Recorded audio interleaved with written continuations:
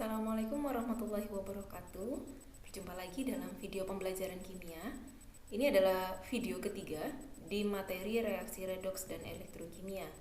Pada video kali ini, fokus pembahasan kita adalah mengenai reaksi pada sel elektrolisis.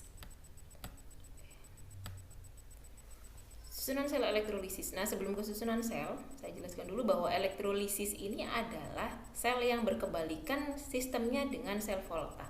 Jika pada sel Volta prinsipnya menggunakan reaksi redoks spontan, maka pada elektrolisis yang digunakan adalah reaksi redoks yang tidak spontan.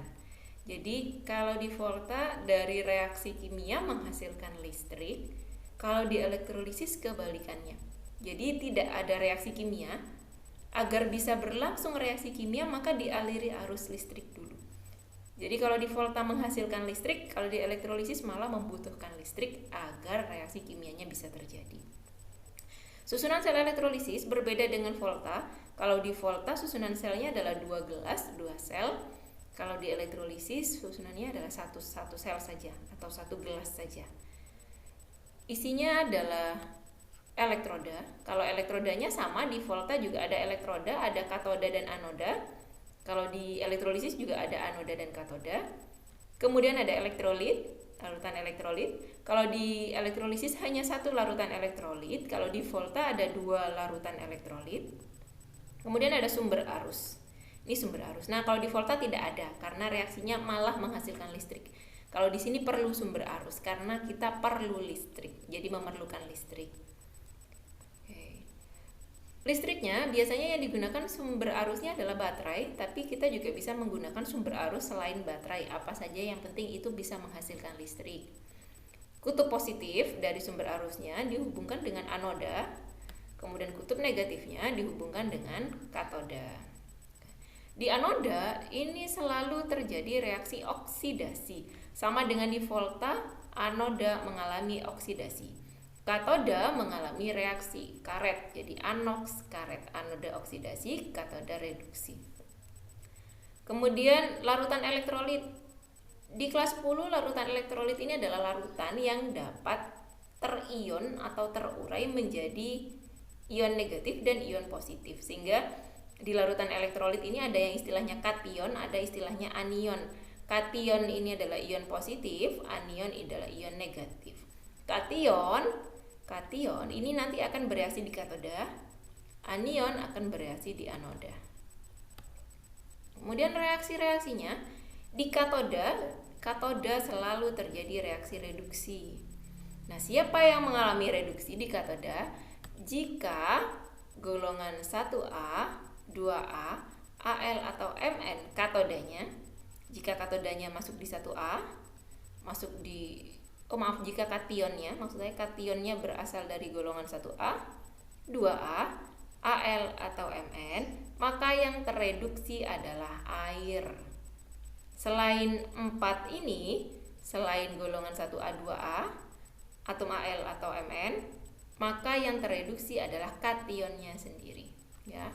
Jadi kation ini yang tereduksi jika kation itu berasal dari 1A, 2A, Al atau Mn, maka yang tereduksi adalah air. Selain itu yang tereduksi adalah kationnya sendiri. Untuk anion atau di reaksi di anoda, jika anodanya, nah kalau ini tergantung dari anodanya. Kalau di katoda tadi katodanya jenisnya apa saja tidak berpengaruh. Kalau di anoda ini tergantung dari anodanya.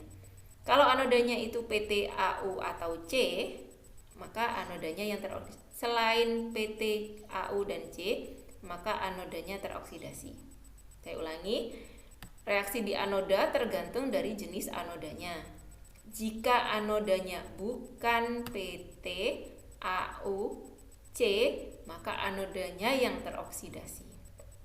Tapi jika anodanya adalah PT, AU dan C, 3 atom ini adalah atom inert, jadi dia sukar untuk bereaksi. Jika elektrodanya PT, AU, dan C, maka kita lihat anionnya. Anionnya jenisnya apa? Jika anionnya adalah asam oksi, sisa asam oksi yang ada oksigen-oksigennya dan F, maka yang teroksidasi adalah airnya. Jadi jika anionnya adalah sisa asam oksi dan F-, maka yang dioksidasi adalah air. Seperti ini reaksinya. Tapi jika anionnya bukan sisa asam oksi dan bukan F-, maka anionnya sendiri yang mengalami oksidasi. Kita bahas contohnya. Ada 3 contoh reaksi elektrolisis yang saya tuliskan. Yang pertama adalah elektrolisis NaCl larutan aqueous dengan elektrode karbon atau grafit. Nah, NaCl ini akan terurai menjadi Na+. NaCl akan terurai menjadi Na+ dan Cl-. Oke, kita tulis muatannya. Karena ini adalah larutan garam atau NaCl, maka NaCl terurai menjadi Na+ dan Cl-. Na+ ini ada kation, berarti nanti bereaksinya di katoda. Cl- ini adalah anion, berarti bereaksinya di anoda. Di katoda, kalau tadi kita lihat reaksinya, jika kationnya golongan 1A, 2A, Al, dan Mn, maka airnya yang tereduksi. Na+ itu masuk golongan 1A, maka yang tereduksi adalah air. Ini reaksi reduksinya air. Jadi bukan Na+-nya, jadi airnya yang tereduksi. Anoda kita lihat elektrodenya dulu. Oh, elektrodenya adalah C, elektroda yang inert, yang tidak bereaksi. Baru kita lihat ini anionnya.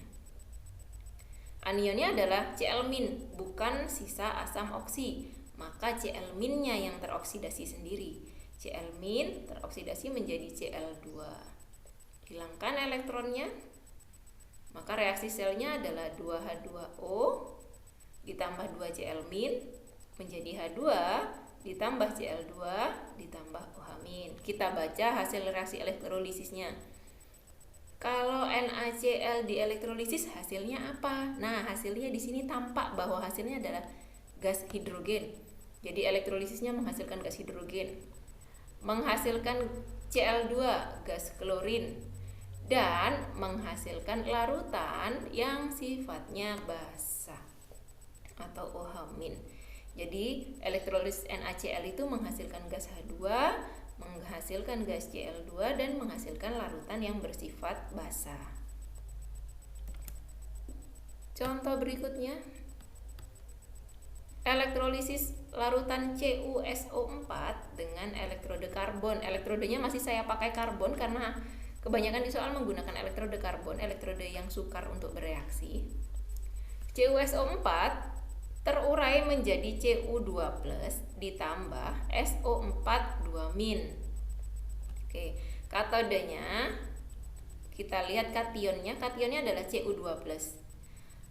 Di katoda kalau bukan 1A, 2A, Al, atau Mn, maka yang tereduksi adalah ion itu sendiri.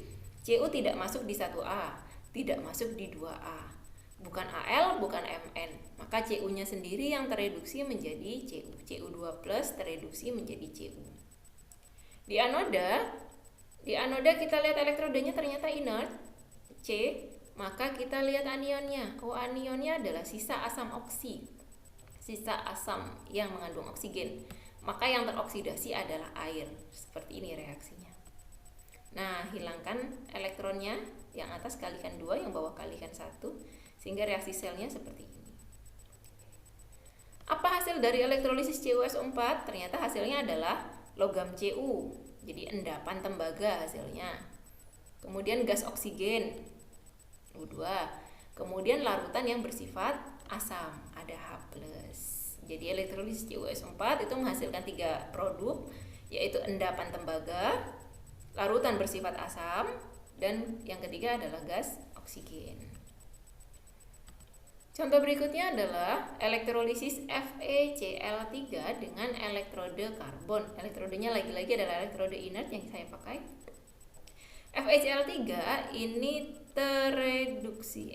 terurai menjadi ion Fe3+ dan ion Cl-. Maaf, saya ganti, di sini adalah 3. Di katode, reaksi di katode kita lihat kationnya. Kationnya adalah Fe3+. Fe3+ ini tidak masuk golongan 1A, tidak masuk golongan 2A, tidak pula masuk di Al atau Mn, sehingga yang tereduksi adalah Fe3+-nya sendiri. Jadi Fe3+ tereduksi menjadi Fe. Kemudian di anoda kita lihat elektrodanya inert. Nah, kalau elektrodanya inert, maka kita lihat anionnya. Anionnya adalah Cl-, bukan sisa asam oksi. Maka yang teroksidasi adalah Cl-nya menghasilkan Cl2 dan 2 elektron. Elektronnya kita hilangkan, kita samakan, sehingga reaksi selnya akan menghasilkan Fe dan Cl2. Jadi secara umum elektrolisis dari FeCl3 ini akan menghasilkan endapan logam besi dan gas Cl2. Begitulah 3 contoh mengenai reaksi elektrolisis.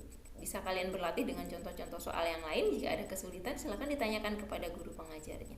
Terima kasih. Assalamualaikum warahmatullahi wabarakatuh.